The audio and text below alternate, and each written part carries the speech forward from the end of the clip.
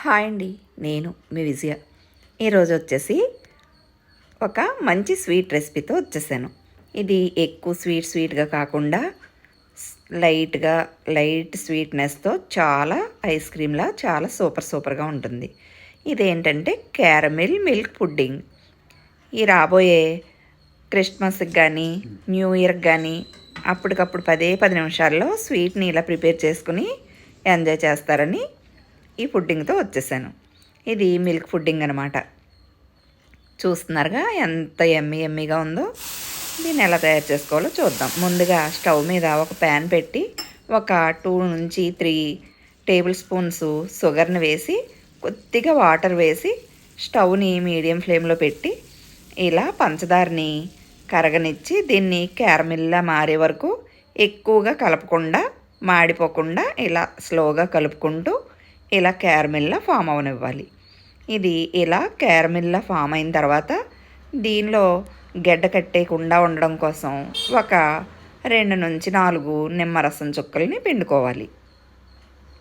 ఇది ఇలా నిమ్మరసం వేయటం వల్ల పాకం కదా, ఇది పంచదార పాకం వచ్చేస్తుంది కదా, ఇది స్టిక్కీగా అయిపోకుండా లూజ్గా ఇలా క్యారమిల్లా ఫామ్ అవుతుందన్నమాట. చూస్తున్నారుగా, క్యారమిల్ రెడీ అయింది. ఇప్పుడు దీన్ని ఒక బౌల్లో వేసుకుని పక్కన ఉంచుకోవాలి. ఇప్పుడు వేరే బాండి పెట్టి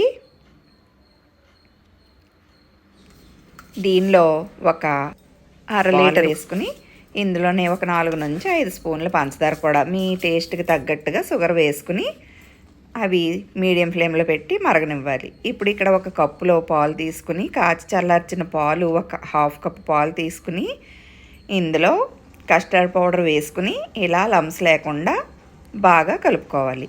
నా దగ్గర మ్యాంగో ఫ్లేవర్తో ఉన్న కస్టర్డ్ పౌడర్ ఉంది, నేను అది యూజ్ చేస్తున్నాను. ఎవరికి ఇష్టమైన వాళ్ళు వాళ్ళ ఫ్లేవర్ని బట్టి కస్టర్డ్ పౌడర్ తెచ్చుకుని యూజ్ చేసుకోవచ్చు.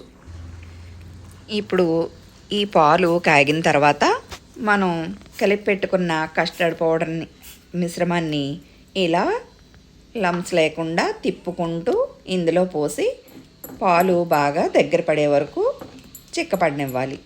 ఇలా చిక్కపడిన దాన్ని ఇలా కలుపుకుంటూ బాగా దగ్గర పడే వరకు ఇలా కలుపుకుంటూ బాగా దగ్గర పడనివ్వాలి.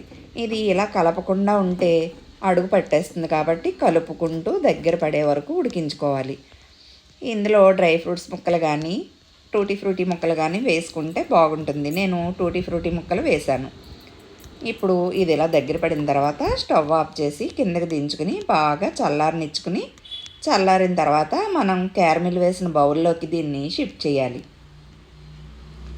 ఇలా మొత్తం మిశ్రమం అంతా ఈ క్యారమిల్ వేసిన బౌల్లో వేసి లమ్స్ లేకుండా ఒకసారి ట్యాప్ చేసుకుని దీన్ని 3 గంటల సేపు ఫ్రిడ్జ్లో పెట్టుకోవాలి.